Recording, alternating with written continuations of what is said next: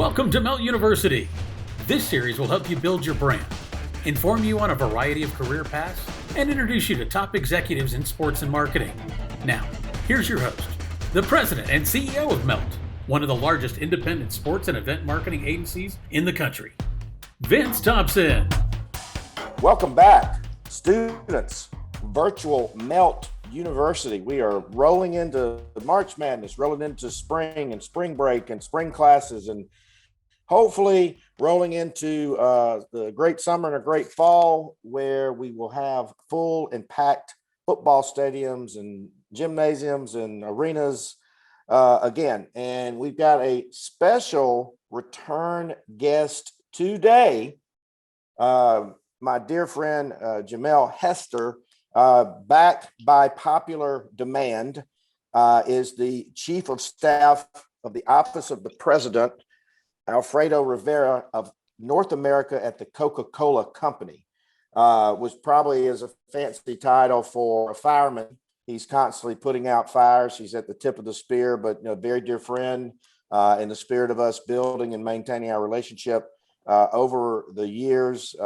University of Tennessee, we may have to send him up there and straighten all those folks out there one day as well. Obviously, we chronicled the success that he had at the University of Tennessee by really honing his operational skills at the Intramural department. We've learned that there's tremendous job opportunities there, not only to learn operational organizational skills and network and mapping.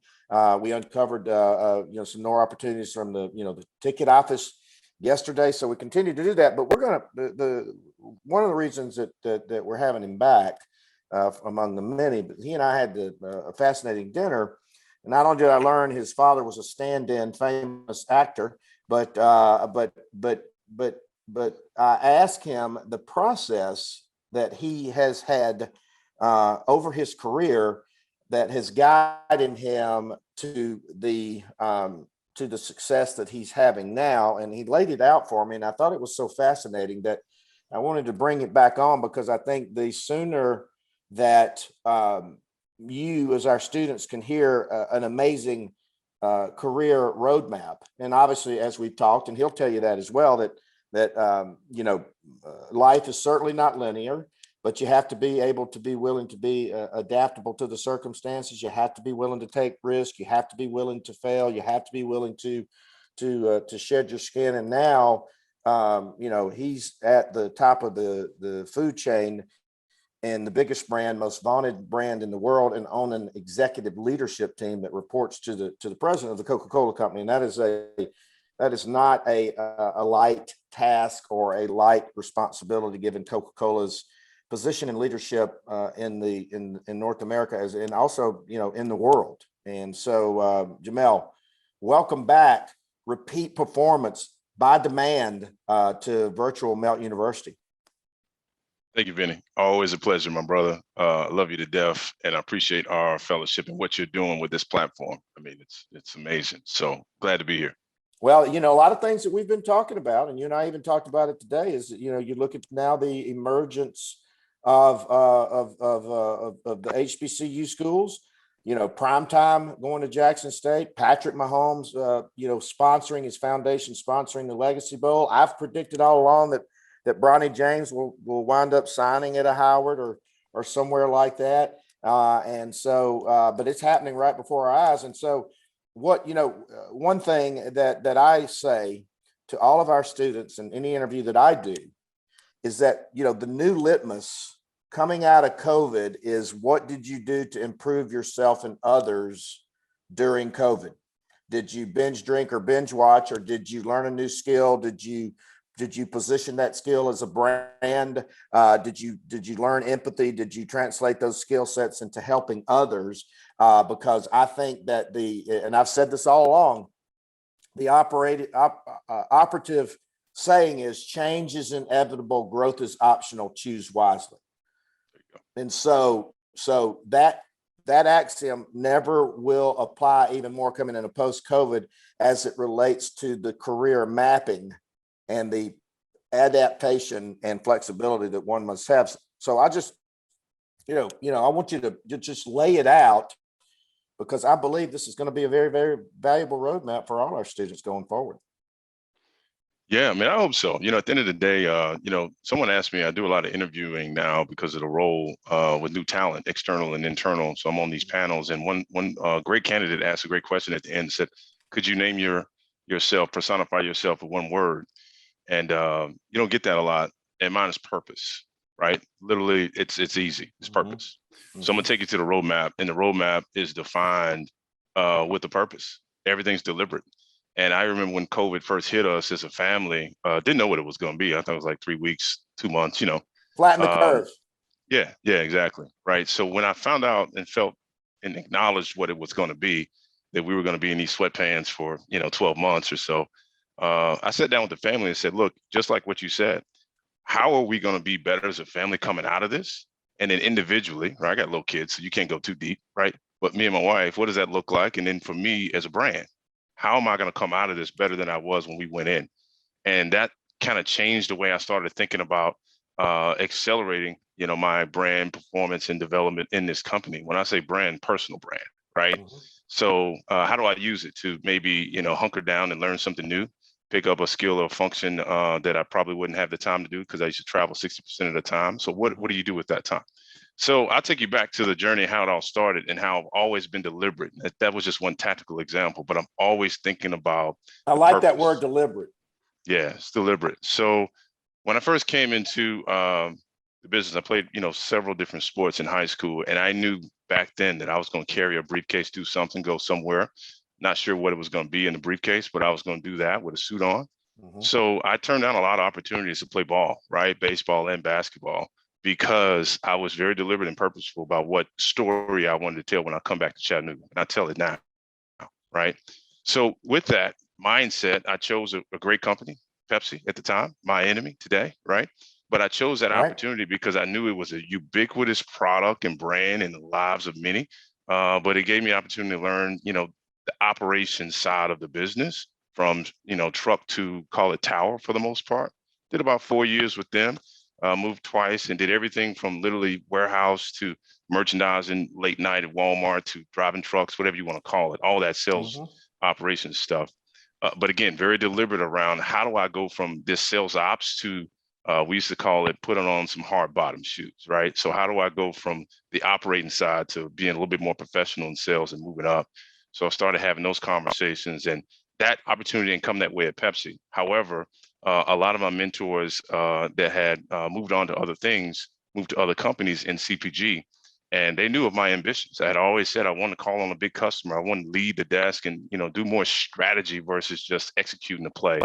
And they pulled me over the Campbell soup, and I was able to lead our PUBLIX business for the Pepperidge Farm fresh bakery and snack business. So I got a chance to really Bonnet brand, major retailer. That's right. That's right. Amazing opportunity with PUBLIX, loving the death. Still one of my favorite customers to shop, and also a great customer of Coca-Cola Company. And picked up the customer bag and was able to kind of shape strategy for our portfolio and really use what I learned around execution, but also start to develop new capabilities, again, preparing me for what was next. And I always knew that in order to go where I wanted to go long-term, you got to get to the corporate. You had to get to the big building. So you have to kind of build a shop of experiences. So what did that look like in customer? I kept did about 2 years on the customer team, did very well. We had the trifecta. We had great sales, great revenue, great profit and market share growth at the time. So because of that, they asked me to come and lead all customer strategy and investment across all customers for Pepperidge Farm's Goldfish brand in the US. So that checked the corporate box, right? So I got a chance to go to the big house. So that was the first staff role, right, in corporate. But then it's all new information. The more information and exposure you get, at least for me, I'm very curious, the more I want, right? By the way, that word comes out a lot with the great leaders. Yeah. You've got to continue to be curious. Yeah, got to be curious. Always be inquisitive of how or why. And I get to the table where it's like 30 different cross-functional folks. I'm the sales lead for the company, for the field. And I'm trying to give the internal folks the perspective of why this brand strategy works, what pricing strategy works. I'm speaking on behalf of like 700 other people, right, at that table. But I asked the question, why? why does the decision seem to always be this marketing person at the top, right? Why is, this perspective from R&D or finance more important than what I'm saying from sales? So I started spending time with them to understand how they got to where they were. And within that, I found out the buck stops with marketing at that time, right? So I said, I got to figure out how to get in that chair, right? Again, to broaden, deepen, and widen my experience. So I lobbied for an opportunity to move into marketing. They gave me the opportunity to lead about a $200 million cookie business. Wow. So I led everything from, call it consumer marketing, advertising, very small budget, mostly couponing and, I'll say print ads at that time for the most part. Yeah. But also I was literally in the sort plants. of miss those. I still miss those days too. Yeah, I missed that. But what was great about it, when we decided a product we want to bring forward, this was an end-to-end brand experience. So I would work with procurement. I would work with supply chain. We would go into plant trials and test these ingredients. And then from there, understand the financial implication of this raisin versus this nut. Like that was that's people don't think about it when you're just shopping and you go, I think I'll buy some goldfish or something. But I mean, that's an amazing process. I mean, or when Coca-Cola decides, we're going to have a new product or a new flavor. I mean, but within that, there's so many amazing opportunities to learn. Yeah. I mean, there's probably 50 different functions, from academia that could be at that table, right? And that's what you learn. So did very well in that role. And I was recruiting on behalf of Campbell's at National Black MBA, and I ran into some Coke folks at the booth that I had seen from Tennessee and started a conversation. What if, right? And didn't think I cut the mustard, but I was able to, kind of broker a conversation, broker an interview, and that landed me in the mothership coming down here in Atlanta and leading Coke Zero, where you and I met, working on that beautiful brand. Well, and also, that's a fascinating story we could spend all day on. Is first of all, it was a massive launch, and one of the biggest new product launches in the history of Coca-Cola. And then the fascinating thing that I think you and I went through is that, the strategy was to bring a new consumer, a new demographic into the portfolio, but the old guys like me wound up drinking it. Yeah, well, I tell you, we're pretty happy with how it ended up. I'll be honest with you.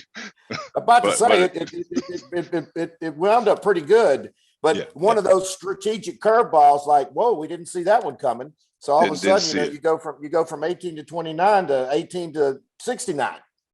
Didn't see it, but we've been very thankful and privileged for all of the ambassadorship and consumption of Coke Zero sugar. So where is Coke Zero now in the level of ranking? If in the sales wise, volume wise. Yeah, it's a top 5 brand for us globally. Right. It's amazing. So Diet Coke, Sprite, Red Coke, Coke Zero. That's unbelievable. Yep. And the only thing that throws it is because we got so many phenomenal still brands, Minute Maid and Smart Water and Dasani, of course. Remember the early days when it caught on, but it hadn't caught into the on-premise environment, and everybody go, "Yeah, you got Coke Zero?" No, we don't have it yet. And then people don't think about that. Like, you got to replace things on the valves and tabs and get it into the restaurants and all that. But again, that was a high class problem. Yeah, there's only 5 spots on the valve. So I think this piece right here, you're going to appreciate more. So the roadmap of navigating Coca-Cola, right? Right. Had to change the roadmap, right? You had to completely, when you go from company to company or you go to a new organization, you need to rethink your roadmap because the landscape is different. The roads are different. The terrain is different. It's all different. The people are different. So what I had to develop is, first of all, a little bit of a collaboration with people who had been there. You know, the greats, the Gary Azars and the Doug Coffits and these folks that really had navigated the system. So build sponsorship, mentorship, coaching, whatever you want to call it, naturally, right? Nothing company given to me has ever really panned out. Unfortunately, it's just been more organic relationships that I've developed. And they've helped me say, okay, Jay, you have a pretty solid vision. Starts with that. Because if you can't articulate where you want to go, who you want to be, it's going to be very hard for them to help you. You've got to. I mean, that's like any journey. You've got to establish the destination. Yeah, and you can't be bashful about it. And I got a story about that before we end. I'm going to tell you why it's so important to strike now and tell people your story. But what I would say is that advice helped cultivate and build and sketch out the roadmap to where I want to go. And I'm getting there. I'm not there yet, but I'm getting there, right? Because I was very deliberate about the final destination over the next 20, 25 years. So within that, I socialized that map with as many people as possible. I told my story. I made sure that everyone I sat down with, without being, I'm a humble guy, but if I get a chance to kind of share it with you in a subtle way, you got to be able to articulate what you want to do. Yeah. You got to take the shot. Yeah, you got to take the shot. Now, at the end of the day, no one's going to listen to you if you're putting out crappy work. Let's be clear. You got to do a great job on everything on your desk. Otherwise, you're just talking. Okay, so that's job A. Do your job to the best of your ability, no matter if you're a janitor. Kill it every day. So that's number one. That gives you credibility and reason for them to listen. So from there, you start to socialize your ambition and ask questions. Not saying, I want to do this. You say, how do you think I can do this? Right? And then they start to give you the gems that you would never know. Wow. And here are the watch outs that you need to be thoughtful of. I know you want to do that, but I think you need to go deeper here. You need to go wider here, because the people deciding that won't give you the time of day if you don't go deeper here. And that's why you have to socialize and continue to be vulnerable and be okay with people saying that your ambition is great, it's too lofty, it's this, it's that. You filter it. You may not take everyone's feedback, but you need to get that feedback. We're preaching to kids, don't take anything personal. Don't take anything personal, right? Exactly. Yeah, don't take it personal. It's just feedback. It's a gift, right? So that was huge for me. And because I was able to socialize, continue to build results, cultivate relationships in and outside of the building. You got to have mentors and a board of directors that doesn't just work in the same office as you. Because a third perspective, whether it be, that's right. Whether it's, marriage counselor, that's why you go get someone outside of the house. You can't ask your wife or, someone that's living in the house to advise you on what you're doing wrong or right. So you want to always be thoughtful of how you bring in more thoughtware to your roadmap, right? So did that and continue to socialize it. And I was very vocal about these unique experiences that I think there's 5 to 8 of these across the global system that, maybe have the level of exposure of this role, nothing quite like North America, period. But I put an asterisk in my roadmap and said, if this experience ever comes open or available, I want to make sure I'm considered, and I want to make sure I'm thoughtful of what experience I need to show so that I can be considered and put my name in the hat. And the stars just aligned, and just the grace of God just showed up, and it ended up happening in a time where the great Quentin Martin was getting ready to retire. Right. And Quentin had been the longtime chief of staff of a series of presidents of Coca-Cola North America. And even though Coke is over 200 countries in the world, the greatest distribution system in the world, with Coca-Cola being born in Atlanta and be based in Atlanta, North America is the tip of that spear, right? Yep. Yeah, we're the flagship. This is the home market and the largest from a top line revenue perspective, and the most valuable, arguably, across the overall system. But also the most unique distribution system, because Mothership does not own its distribution. No, exactly. Which is a whole nother conversation that we could have. Yep. This is an enterprise and a family of companies that bring it all together. Yep. Right. That is for sure. So you said, I want to be one day the chief of staff of one of the major executives within that organization, because you knew that would be a vulnerable and valuable road. And you were, you weren't, people tend to use the word ambition negatively, but it's okay to be ambitious. It's okay to socialize that, but it's also how you pursue that ambition. Maybe that's where it kind of gets a negative overtone, but tell our students, it's okay to be ambitious. It's okay to share. It's okay to share that with your mentors. Take some of that tough love. And if somebody had been counseling you and I even earlier, this is what we would be telling them now, and we would want to hear this. Yep, you have to, and I'll give you some real coaching here, because one of my great mentors to this day told me this, and this is why I'm so thankful for the Coca-Cola Company, to share the vision I have for myself. You know, when you start to share and socialize your aspirations, the moment you start to recognize that your organization or the company you're with doesn't share those same aspirations based on either your performance or based on where they're headed as a company, you need to make a decision. And nowhere along my conversations have I had that inclination yet, right? So that keeps me and sustains me and helps me to continue to have more conversations. But to be quite honest with you, if I found that what I want is misaligned with where the organization is going, then I have to make a decision. But it'd be better to know that now than find out when when you're up for the job you want and you've been there 35 years, right? It's like, and sometimes it might not align with your value systems, and that's okay as well. That's okay. And again, okay. you got to make those decisions. So this has been, I mean, look, this is exactly, what I wanted for you to roadmap out. I think it's going to be invaluable. I think we're going to get tremendous feedback. One of my favorite, people in the world, Jamael Hester, Chief of Staff, Office of the President of North America at the Coca-Cola Company, AKA the fireman. You go back and put out the fires that you need to, and we appreciate you continuing on a repeat performance backed by popular demand to the students of Virtual Melt University. Thank you. Man, hey, Vinny, always a pleasure. Love you, brother. Love Anytime. You. Thanks, Vince. We hope you've enjoyed today's virtual class. We'll be back soon with a new edition of Melt University 2021.